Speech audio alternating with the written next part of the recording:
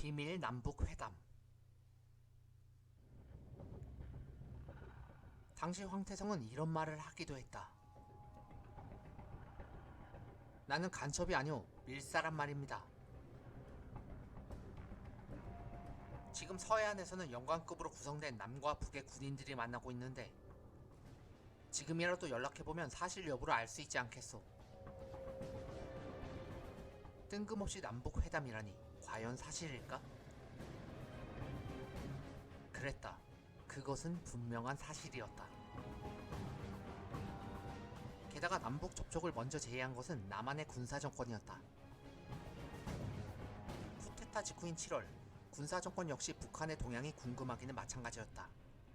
더욱이 정권이 안정될 때까지 북한을 안심시켜서 시간을 벌고자 했었다. 때문에 군사정권은 밀사를 파견해서 이렇게 말하기도 했었다. 우리도 평화통일을 원하고 있습니다. 그리고 남북회담과 함께 회담의 일지까지 협의해둔 상태였다. 원래 학생들이 하기로 했던 남북회담을 한번 해봅시다. 다만 미국의 눈치가 있으니 북한 측 영토에서 몰래 했으면 합니다. 이럽시다. 보안 문제도 있고 하니 군인들끼리 만나서 회담을 하는 건 어떻겠습니까? 좋습니다. 그럼 영관급 장교끼리 만나서 회담을 하도록 합시다. 그리하여 9월에 서해안의 한 섬에서 남북한 대표가 회담을 하기로 한 것이다. 그런데 이때 한국 측 대표는 실제 군인은 아니었다. 시의원을 하던 두 사람을 선발하여 첩보부대에서 사전교육을 시켰던 것이다. 아무래도 군인들은 정치를 잘 모르니. 당시 남한 대표로 회담에 참여했던 강성국의 증언이다. 나보러 남북협상의 대표로 나가겠냐는 말에 처음엔 도저히 믿을 수가 없었어요. 때문에 박정희 의장의 허락 문서를 보여달라고 했죠. 그렇기 전에는 허락할 수 없다고 말했습니다. 하지만 군인들은 박정희와 김일성 간의 사전 양해로 이뤄진 일이라며 설득하더군요. 그리하여 61년 9월 하순, 황해도 해주의 앞바다의 작은 섬, 용매도 해안 기슭에 임시로 만들어진 천막에서 분단 이후 최초의 남북한 회담이 이뤄지게 된다. 무슨 얘기를 나눴나? 회담이 있은 이후 남측 대표는 수차례 휴전선을 넘나들었다.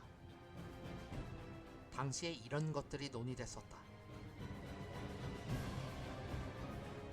전에 우리 학생들이 요구했던 문화교류는 허락하는 겁니까?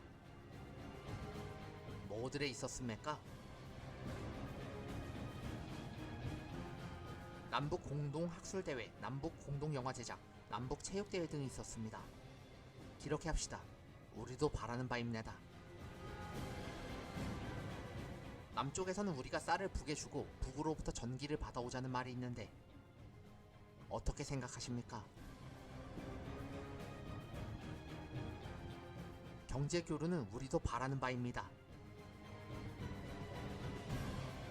남과 북이 서로 서신을 교환하고 판문점에서 면회소를 설치하자는 말이 있는데 서신 교환과 면회소 설치는 리산 가족을 위해 필요하다고 봅니다.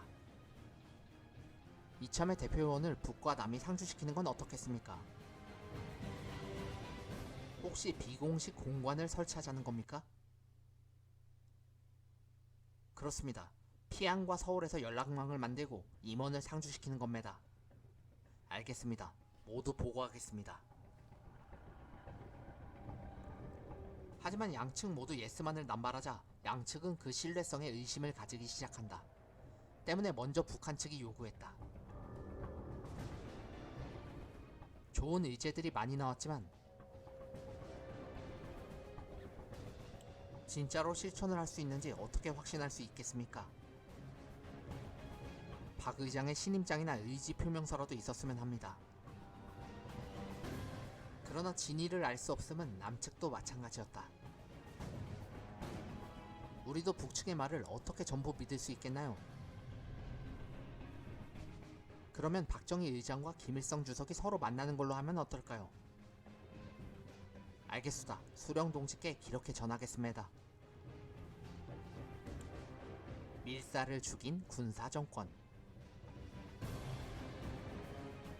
하지만 박정희는 애초에 남북협상을 할 마음이 전혀 없었다.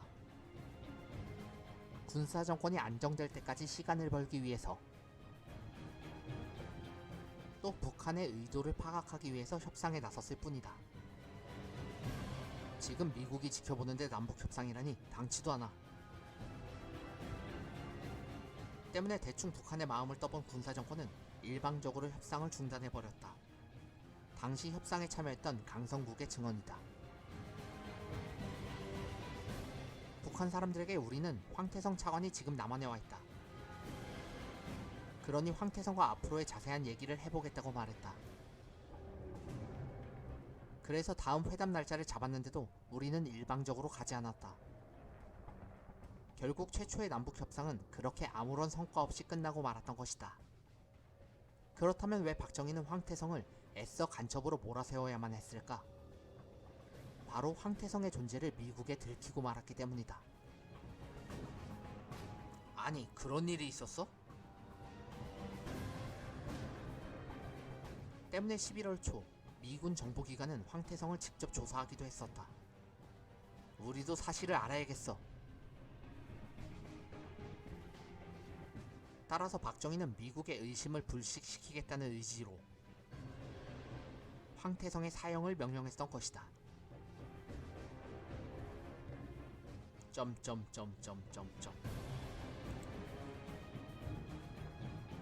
밀사에게 사형이라니? 그랬다. 북한은 7월에 남한 밀사를 돌려보냈지만